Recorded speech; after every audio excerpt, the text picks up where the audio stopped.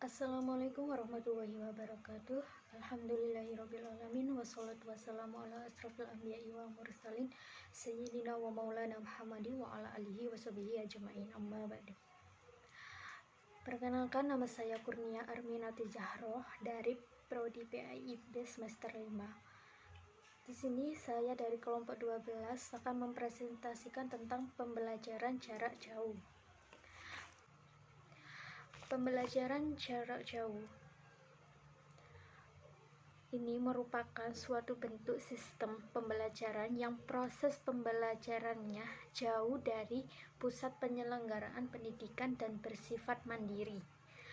Pendidikan jarak jauh adalah suatu model pembelajaran yang membebaskan pembelajar untuk belajar tanpa terikat oleh adanya ruang dan waktu, dengan sedikit mungkin bantuan dari orang lain. Pembelajaran jarak jauh ini menurut Harina Yuheduh tahun 2002 ada beberapa manfaat yang dapat kita peroleh dari pendidikan jarak jauh ini. Yang pertama yaitu dapat dipercepatnya usaha memenuhi kebutuhan masyarakat dan pasaran kerja. Yang kedua yaitu dapat menarik minat calon peserta yang banyak. Yang ketiga, tidak tergantungnya kegiatan kehidupan sehari-hari karena pola jadwal pembelajaran yang luas.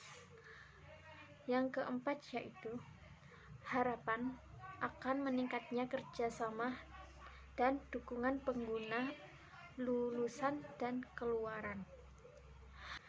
Hakikat pendidikan sistem belajar jarak jauh. Hakikat pendidikan ini merupakan suatu proses pembentukan kepribadian dan peningkatan kemampuan melalui berbagai kegiatan pengembangan dan pembelajaran. Adapun hakikat sistem belajar jarak jauh ini yaitu yang pertama yaitu pendidikan sepanjang hayat. Salah satu bentuk hak asasi manusia bahwa setiap manusia mulai dari kandungan hingga liang lahat berhak untuk memperoleh yang diperlukannya untuk pertumbuhan dan perkembangan dirinya sesuai dengan norma-norma yang berlaku dalam masyarakat. Yang kedua yaitu pemberdayaan pembelajaran atau warga belajar. Sistem pendidikan ini juga memperhatikan kepentingan pembelajaran, kondisi dan karakteristik mereka. Dengan cara penyelenggaraan berbagai pola pilihan pembelajaran, sumber belajar dan strategi dan pengelolaan. Hal ini sesuai dengan tuntutan dari kebutuhan pendidikan formal. Hanya saja peserta diberi kebebasan untuk menentukan yang terbaik bagi dirinya, sehingga proses belajar mengajar dapat berjalan dengan lancar. Kondisi dan karakteristik peserta didik adalah keadaan pribadi dan lingkungan yang menunjukkan kemampuan, hambatan, dan peluang yang berbeda-beda. Kondisi ini tidak seharusnya dijadikan alasan untuk tidak memberikan kesempatan pembelajar bagi pembelajar. Yang ketiga yaitu pemberdayaan lembaga pendidikan. Pelaksanaan proses pembelajaran sistem pendidikan ini perlu diselenggarakan oleh lembaga pendidikan yang khusus dirancang untuk keperluan itu. Bentuk-bentuk lembaga pendidikan yang dikhususkan saat ini sudah terdapat pada universitas terbuka, sekolah dasar pamong, dan SLTP yang terbuka. Tujuan dari adanya lembaga pendidikan ini yaitu untuk memusatkan kegiatan yang bersangkut paut dengan pelaksanaan pendidikan ini. Hal ini dinamakan dengan pelayanan operasional yang dilakukan secara memusat yang mencakup registrasi, penyediaan pembelajaran dan bantuan belajar, dan tak lupa ujian yang paling sederhana yang dilakukan melalui komunikasi pos. Prinsip pendidikan sistem belajar jarak jauh. Prinsip pendidikan sistem belajar jarak jauh ini untuk pembuatan program ini dititik beratkan pada prinsip-prinsip pendidikan jarak jauh, yang antara lain yaitu yang pertama yaitu prinsip kemandirian. Dalam prinsip ini diwujudkan dengan adanya kurikulum yang memungkinkan dapat dipelajari secara independen. Learning, pembelajaran dihadapkan pada pilihan yang terbaik bagi dirinya sendiri, dari mulai pembentukan kelompok belajar, program pendidikan yang digunakan, pola belajar yang disukai, menggunakan sumber belajar yang tepat sesuai dengan kebutuhan. Yang kedua yaitu prinsip keluasan.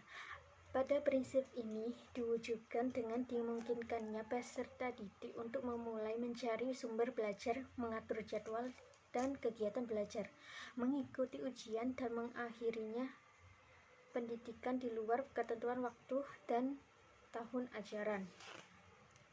Dan yang ketiga yaitu prinsip kesesuaian.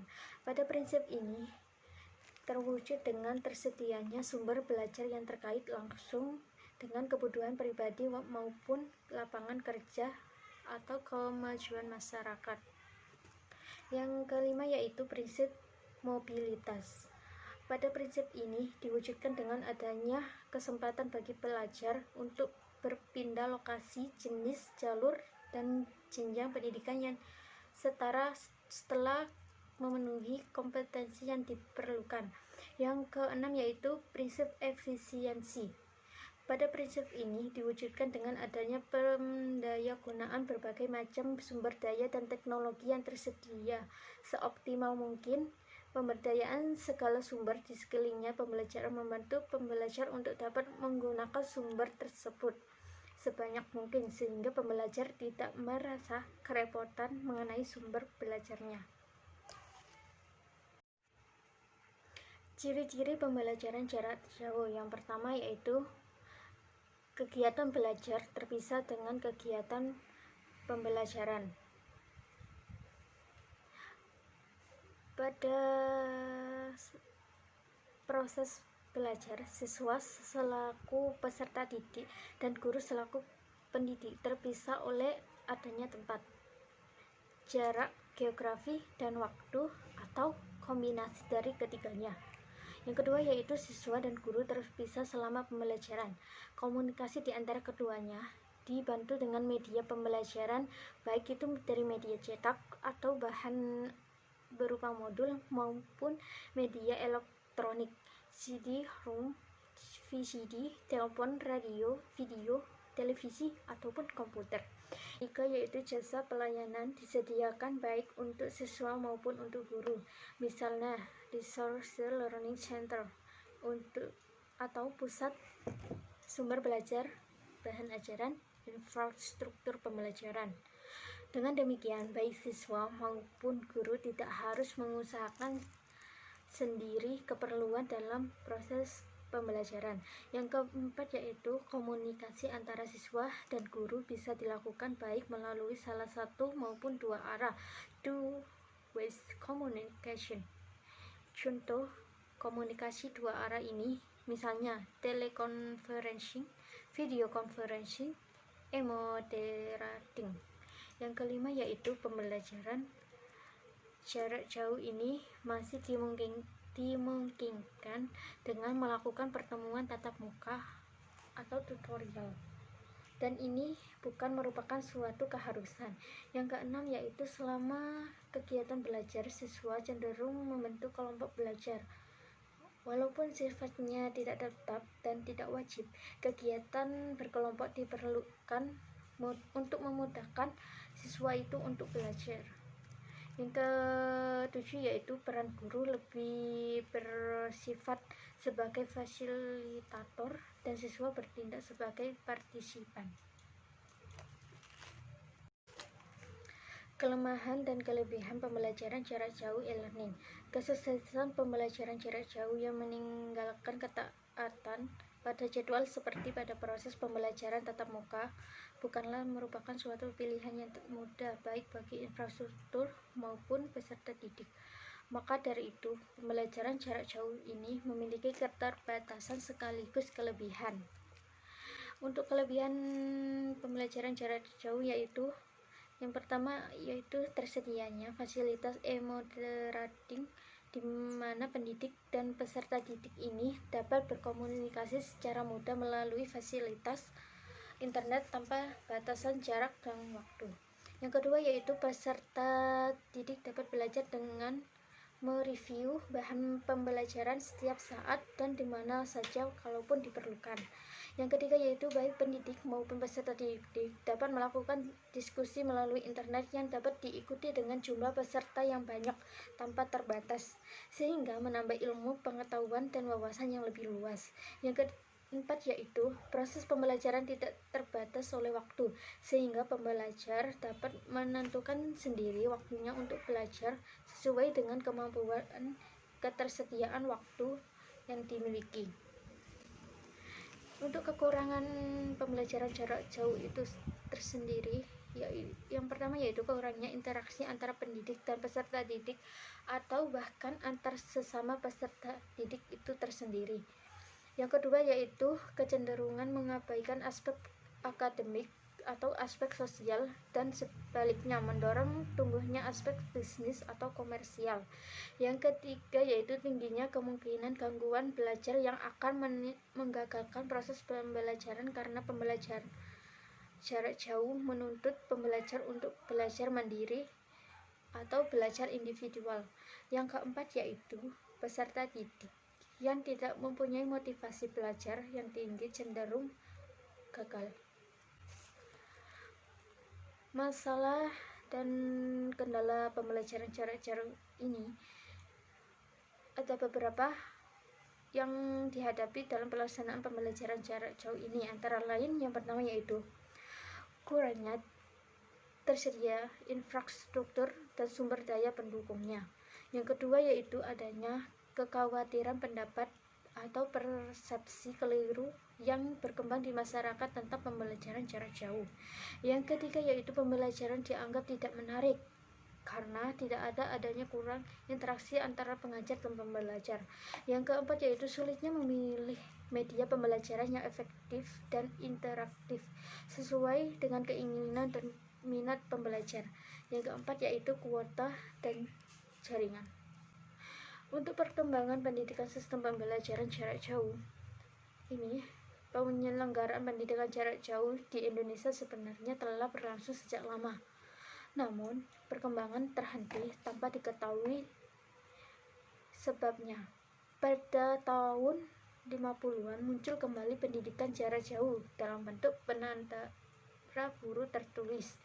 Tujuan dari perantara ini adalah meningkatkan kualifikasi guru yang mengajar pada jenjang pendidikan dasar dan menengah.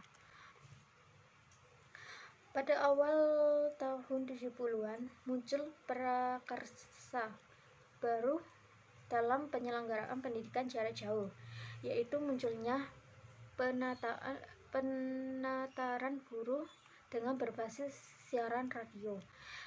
Mulai saat itu, berbagai inisiatif dilakukan untuk menyelenggarakan pendidikan dan pelatihan jarak jauh yang diselenggarakan berbagai lembaga pendidikan. Namun karena sumber-sumber yang diperlukan untuk pengembangan program pembelajaran jarak jauh yang baik amat terbatas, dan itu pun berserakan di berbagai tempat. Dan dalam rangka mewujudkan pendidikan jarak jauh ini, maka dibentuklah pendidikan yang dinamai dengan PAMONG, pendidikan anak oleh masyarakat, orang tua, dan guru. Demikian presentasi yang dapat saya sampaikan, kurang lebihnya saya mohon maaf. Wabillahi taufiq wal hidayah wa ridha wa inayah. Wassalamualaikum warahmatullahi wabarakatuh.